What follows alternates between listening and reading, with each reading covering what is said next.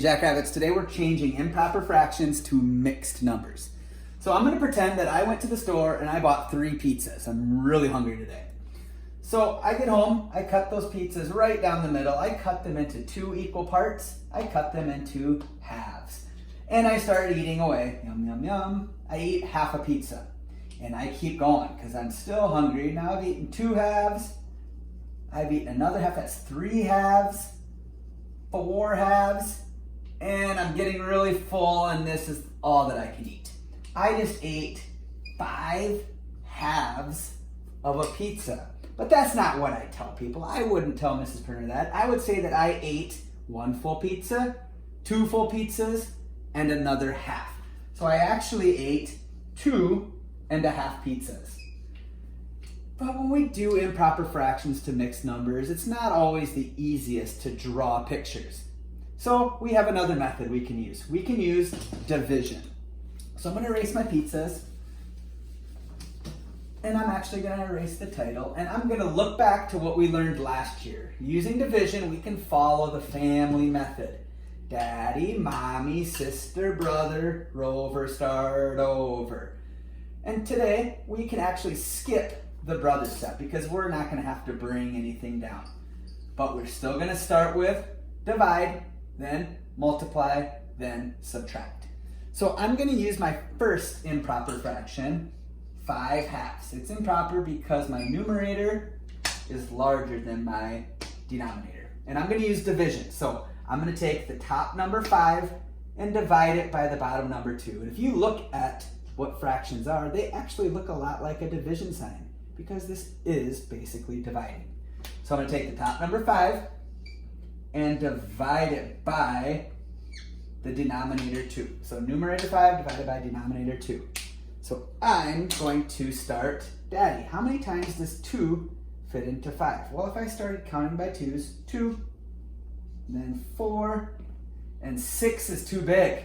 I can't go over the 5, so it only fits 2 times. 2 times.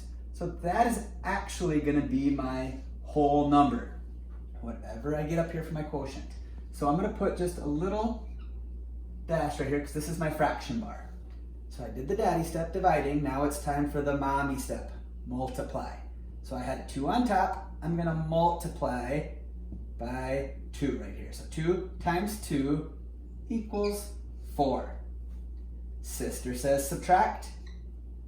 5 minus 4 is 1. Now here's where we're going to use numbers for our fraction part. Last year we learned maybe you would get 2 remainder 1. Well, now we're going to use this number right here as our numerator for our mixed number. So it's going to go up, up, up, up, up, up, up, up, up, up to the numerator. So the 1 goes up to here, and whatever number I divided by is going to be my denominator. And you can see that easily. If I'm working with halves, it's going to stay as halves. And I said that my remainder, my leftover was 1, so that's what's going to go up top. Let's do one more with a little bit of a bigger number, because we can still do this regardless of how large my numerator or how large my denominator are, as long as it's improper. So let's pretend I had 23 tenths. 23 tenths. It's improper because the numerator is larger than the denominator. So I'm going to use division. I'm going to start with 23 and divide it by 10. 23 divided by 10. And I'm going to see how many times does 10 fit into 23 without going over.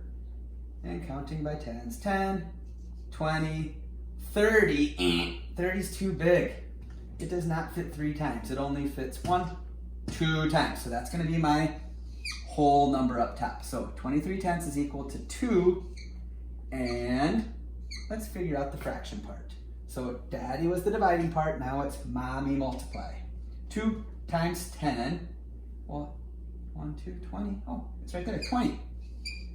Now sister says subtract.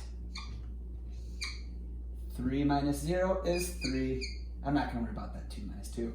This 3, take it, send it to the top. The 3 goes up top, and this 10, what I divided by, stays on the bottom.